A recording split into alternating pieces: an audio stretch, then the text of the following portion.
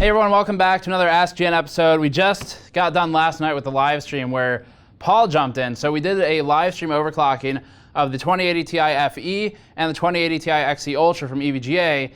Ended up beating the goal of 7,400 points in Times by Extreme Graphics. We got 7,435.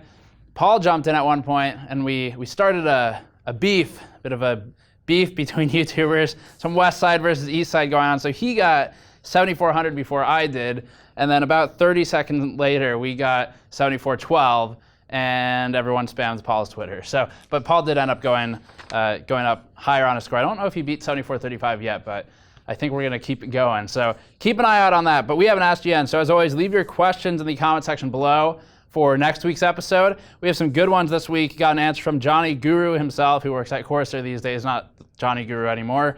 And then also a pretty good discussion on how game explosions work. Before that, this video is brought to you by EVGA's RTX 2080 Ti XE Ultra video card. We recently used this to beat our Founders Edition overclocking results with its additional power target headroom and cooling capabilities. The XE Ultra uses a 2.7 extra thick heatsink for quiet operation under low loads, but also maintains higher clocks on average over the FE model. Learn more at the link in the description below. Quick update on the store as always. The foil shirts are officially 100% gone. They will never be back. So I stated this in the stream, but we ordered the amount to obviously meet the orders for pre-orders and all that stuff earlier, and we ended up ordering a couple of extra just in case any got lost in the mail during that first round of shipping, because I would feel terrible if someone's got lost like by USPS on the way to Australia or something and we didn't have any to fulfill it. So we ordered extras. Fortunately, none got lost. We released the extra inventory on stream last night and now they're gone forever. So thank you for picking them up if you got one. A lot of fun with that shirt. We really liked how the design came out. And other than that, I mean, if you missed it, you missed it. That's it. So anyway, thanks to everyone who picked one up. You are one of the few. Let's get into the questions. The first one is from Andrei Bolo, who says, I think this was on YouTube, asked, why do games usually stutter when you are close to an explosion or some other demanding effect? I was playing Darksiders Warmastered and I noticed a short stutter when throwing cars into each other in order for them to explode or make some souls. The closer I was to the explosion, the more likely the game was to have a slight drop in FPS. Isn't it rendering the same thing? This is a great question, and some of you have asked also separately about why the name Gamers Nexus versus like Hardware Nexus or something. Well, we started entirely in games and used to do a lot of coverage on games and how games work. So I have a good answer for this one. And if anyone, before getting into it, if anyone has questions about game graphics specifically, please leave them below, because we have some good contacts in the industry at engine makers, at NVIDIA, AMD. We have Andrew in our own team does 3D art, so we can get good answers to game graphics questions.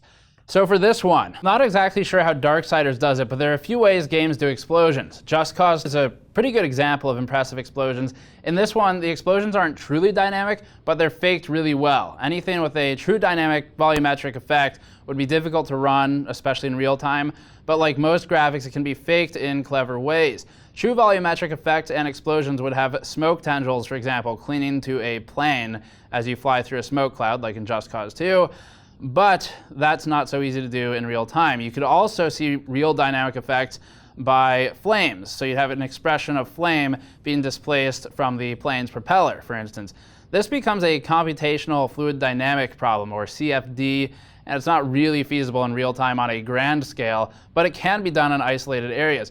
One way to fake this kind of effect, though, is to divide bounding boxes into voxels, which are then used for a calculation of the results of the explosion and its fluid dynamics. The bounding boxes use an algorithm that is typically built per game or per engine, and that algorithm runs on a per voxel or even intravoxel level to determine how the explosion behaves with regard to the graphics output. A lot of this is GPU intensive math and runs floats on the FPUs or the CUDA cores if you prefer, or stream processors, but the resulting physics calculations tend to go into a single thread on the CPU. If the effect begins to exceed the confines of the bounding box, that means that the fluid is clipped. So if you've ever seen smoke, for example, clip into the side of a 3D object, like a car or a building in Counter-Strike or something, although a lot of those are just sprites actually, you'll see it cut off, and the bounding box size could also dynamically change or scale to resolve this problem, but that creates a huge performance hit like the one you're talking about. So if the bounding box size dynamically scales, suddenly more computations are required and memory cost increases greatly. As we noted in our old NVIDIA VXAO coverage, you could also expand the voxels, but this would result in decreased resolution and fidelity, which is very noticeable by the player. So the ways of faking it, not really perfect, but that would avoid the clipping issues where fluid terminates abruptly, and the visual quality of the effect would be greatly downgraded with the reduced resolution. Bounding boxes are also imperfect for diagonal effects or thin effects like plain contrails, where a lot of additional voxel space is wasted and system resources are burned in the calculations. A lot of things can cause slowdowns with game explosions. One of them is exceeding the bounding box size to improve fidelity of the fluid dynamics, but it eats more VRAM and burns more cycles in calculating the fluids. Another reason is CPU side, where excessive in-game physics calculations will get forced onto one thread of the CPU, potentially causing a pipeline stall if that thread can't keep up. You could also have an issue of bouncing off of the frame buffer limit with resource consumption as more operations are pushed into memory via PCIe and more assets are pulled, like real-time damage assets for those vehicles, draw calls, things like that. For an effect that is less volumetric and more geometric, you run into an issue of excessive draw calls. A draw call happens each time the CPU has to tell the GPU to draw another primitive, like a triangle, and it's primarily an issue in DX11 or older, higher level APIs. Also, changing a significant amount of models or meshes simultaneously will result in a sudden influx of draw calls that must be juggled by both the CPU and the GPU, which could be happening in your instance. So NVIDIA tried to solve a lot of this with GameWorks Flow by only allocating voxels immediately affected by explosions and using Z-buffers to change voxel allocation as the fluid expands or contracts, but the technology never got wide adoption. So we'll show some of that footage in the answer anyway, you just won't see it in games these days.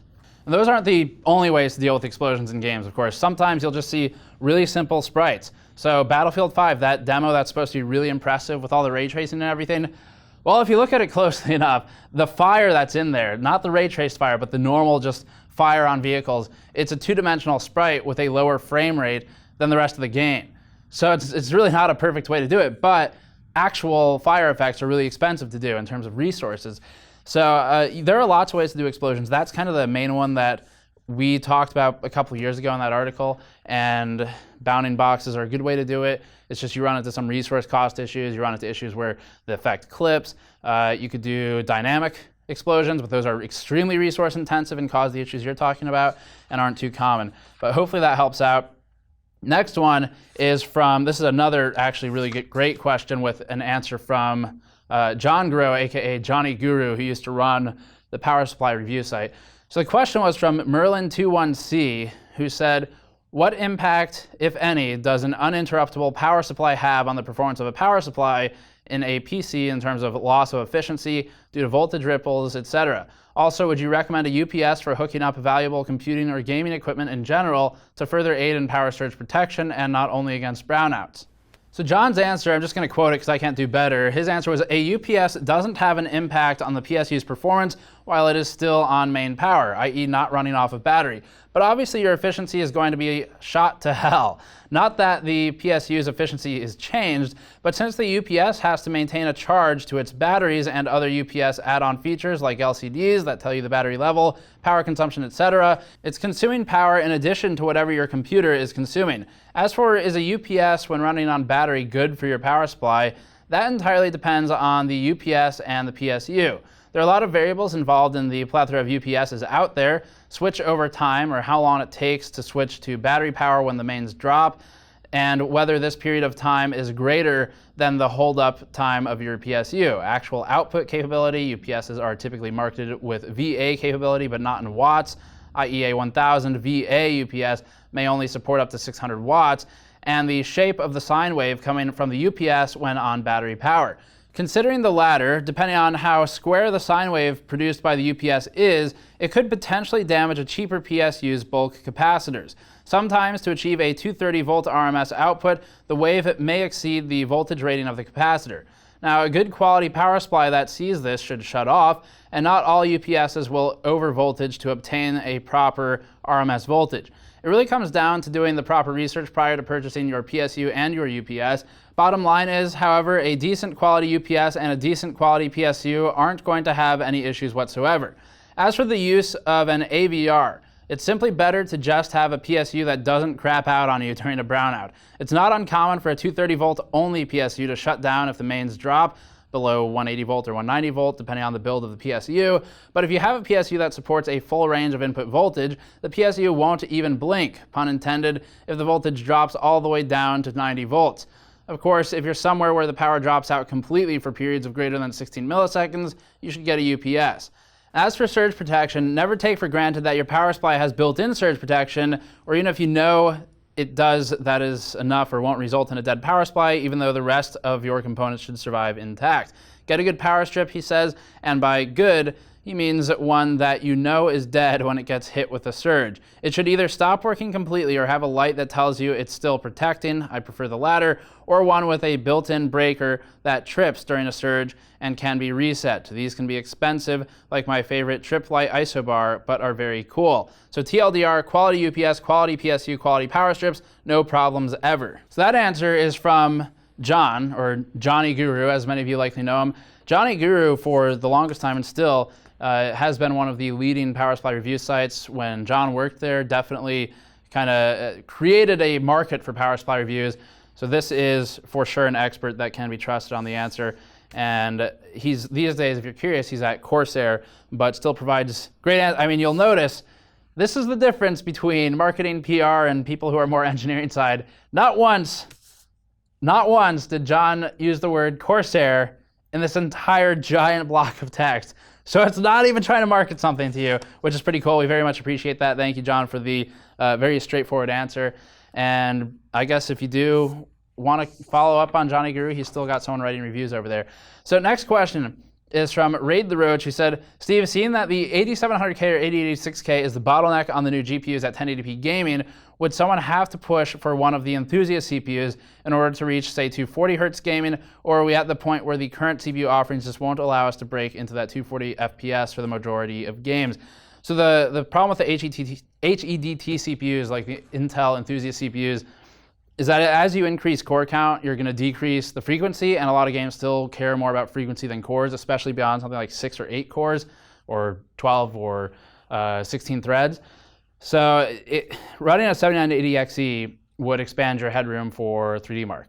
But for a lot of games, that drop in frequency will impact you in a negative way more than the cores will impact you in a positive way. Because a lot of games run maybe 8 threads. They might have game physics thread, game logic, maybe AI processing, definitely a render thread that'll get hit really hard. And as long as the render thread is one thread entirely on its own and not split between more, which is common for a lot of these modern game engines, the frequency will matter more, because that single thread is going to hold the entire pipeline if it's not fast enough to keep up with all the draw calls, all the render operations coming down the pipe. And then physics, of course, is also heavily impacted in some games.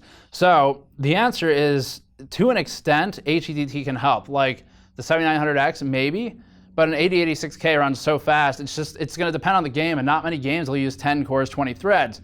So in these instances, frequency will help more. 8700K, 8086K. You see Ryzen 2000 series really caught up a lot, so frequency is not everything. Architecture matters too.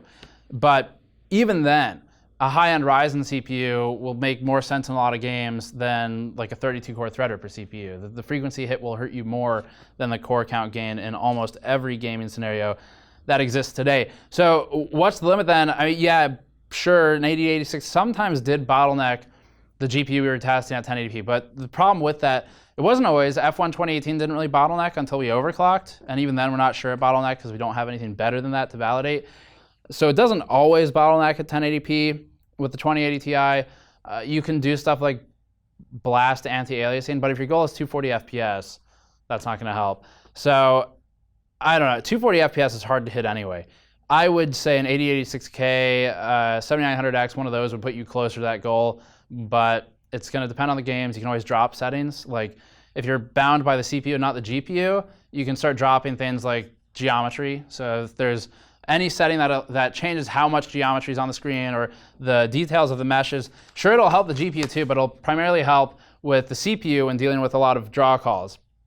And LOD view distance, those things would impact how much the CPU limits you as well. So anything like that, game physics would impact you. Those are where the CPU tends to get hit harder than the GPU in games. But no, I don't think it doesn't bottleneck it that much. It depends on the game. Like I said, F1 2018 didn't really bottleneck on the Ti, which is kind of impressive, but it still wasn't 240 FPS. It was only 211. That's not enough for you. I don't know what to tell you. There's not a lot more that you can get. Trogdor 8 Freebird. Does near TJ Max actually hurt the CPU? For example, a 7700K at 95C 24/7. That sounds bad to me and probably many people's ears. But is it actually bad, or does it just sound bad because typically hot equals bad? 95C is pretty high. There will be some thermal degradation on parts. So examples of this, if you're working on, well, degradation to VRMs is pretty common. If they run like 125C or something like that, you start derating. But capacitor is another really good example. Caps over 105C. If they're rated for 105C, it's typically for 10,000 hours, 5,000 hours, 2,000 hours, something like that. And once you go over that 105C point, every 10 degrees, you have the life of the capacitor. So those are instances for sure where it matters. But the caps, even on the Intel CPUs, it's not like they're on the die. They're far enough away, they're not going to be running at 95C. They'll be significantly lower. So that's not really your concern. Typically, the bigger problem with CPUs is thermal cycling, not sustained load. So when I worked at Dell, we would do thermal aging tests. So the goal is to see like, how long does this lithium-ion battery for a laptop survive under these adverse thermal situations? And we did ruggedized PC testing, stuff that would go to like Iraq for the war. So you test laptops under extremely intensive scenarios for heat because they're going to the desert and dealing with sand. And so the way that a lot of that was tested, this is all pretty much public knowledge at this point, the way it was tested is by simulating age with heat cycling. So you put that stuff in, there was where I worked, there was a building that had a, what was it called? I forget the name of the lab, but it had a shock and vibe lab that also had thermal chambers. And so you put the stuff in there and cycle heat loads. So it'd go really hot and cool down, really hot. Some of them even had chambers that could go cold too, like below ambient. And that's typically used to simulate age. And the reason I'm bringing this up is because if that's used to simulate age rapidly, because you have to think, the product is being developed, it's coming to market. Let's say you're advertising it as, hey, it can survive 5 years in these conditions. You haven't tested it for 5 years. You don't really know. So the only way to know is to simulate it. And if they're doing that to simulate age, and this is pretty well known too, you know for sure that thermal cycling is worse for it than just a straight 24/7 load. So that's the theory. In practice, it could be different, but getting back to the heart of your question, running at Intel does a bit, it behaves differently than AMD at 90C, 95C. Intel, as long as it's not at TJ Maxx, it's not dropping clocks. Will it age? Can't really answer that firmly. We don't have like enough of a sample size to truly know. But realistically, at 90C on Intel, yeah, 90C looks bad. I'm not gonna say 95. That's getting kind of high for my my taste for a lot of the processors. But 90C leaves you enough headroom where if you're under, if your ambient temperature goes up 5C, which is not crazy, you're still under TJ Maxx. Whereas 95, it goes up 5C, you're hitting TJ Maxx, and that's going to be a problem. But 90C, Intel is not going to drop clocks. It doesn't look good. It's probably not good for your OCD thermally if you have that, but it's fine. AMD has an optimal operating temperature below 70 degrees Celsius, depending on if you're calculating in that offset they do. So optimal temperature below 70C, and it behaves closer to GPUs in boosting frequencies. So for AMD Ryzen 2000 series processors, if it's cooler, it'll boost a bit higher. The hotter it gets, the lower it boosts. So that is a limitation. And also, I think they age a bit differently too, but they haven't been out long enough for me to really know. BuildZoid may know more about this. You can go ping him on his channel, actually Hardcore Overclocking. But my answer to you is, in theory, the damage should be worse from intensive thermal cycling between like 90 and 50 than from straight 90 all the time. 95, I try to bring it down a bit just because it doesn't make me feel good, but I don't have any scientific data to say 95C is more likely to kill the CPU faster. Realistically, for most of these processors, they are likely to become obsolete just by nature of becoming obsolete than die from a thermal scenario. They're pretty resilient, and they have a lot of protections to shut them down, their current protections, all that stuff. Next question, one of the last few. TechProfessor said, does case internal volume have significant impact on thermal testing beyond case form factor? Primarily in that it takes longer to heat the extra material and reach steady state, but our test is long enough that it doesn't matter. We've factored that in. And I guess you also have a longer cooldown time too, but it's more material, it's bigger, so it'll take longer to heat all that material up during a test. Next one, AndreScott says, how's progress on the RAM timing series? Part 1 was very informative and helped to explain primary timings and how they work in relation to each other. Part 2 is done. We are working on some animations for it, just like the first one. Once those are done, we'll have that uploaded. And then we've got Azenturi said, just to be clear for new builders, which way does air go through a graphics card heatsink? Talked about this last week, but correct me if I'm wrong, the air is pushed in through it and exhausts into the case through the sides of the card with AIB cards rather than pulling it from the sides. It's not pulled in from the sides. It might be on like one card, but it's almost never pulled in through the sides, even on the blower card. So there's NVIDIA blower cards on the far right of the card. If you have the PCIe slot oriented on the left, far right of the card, there's that grill. And it looks like air comes in through there, but actually it doesn't, because if you take the shroud out underneath it, there's the blower fan, and then it's got this hook around it on the outer edge of the card, and that's to direct the air through that flow path. So it actually doesn't come in through the side of those either, even though it looks like it does. It's just for looks. Those fins don't even do anything. They're not contacting anything. So it's just for looks. And in a partner card with like dual or triple axial, typically, yeah, it works just like a case fan. The air goes in down through the top of it, and it gets pushed out wherever it can. So it's not like there's not a flow path necessarily. There's a flow path insofar as the fins are pointed a certain way. It's either horizontal or vertical. That affects where it exits. But the air just follows whatever path to exit it can, which is typically out the sides. And some can come out the back. Yes, there's holes in the back for that reason. Two more. Elitist Jerk, who has the most appropriate name on the internet. It's very fitting for, I don't know, 100% of Reddit, for example. Elitist Jerk actually has a very nice comment though, because Elitist Jerk says, would GN consider doing deboxing videos in place of unboxing videos for unboxing embargo lifts? That is to say, destroy the box creatively. First of all, Elitist Jerk, I like that, I guess I should say your father is very disappointed you didn't live up to your name, Elitist Jerk. Man, what a missed opportunity. I should have seen the comments last week from TM.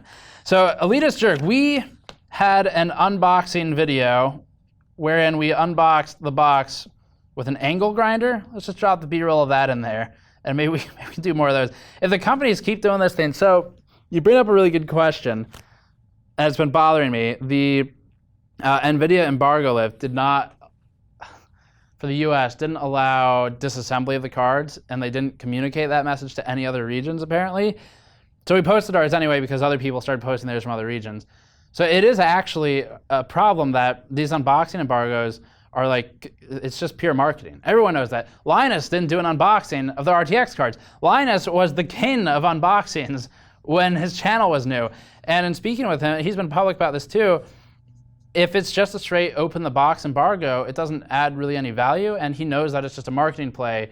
And I don't know, if they're just trying to get marketing, you can't even take it apart.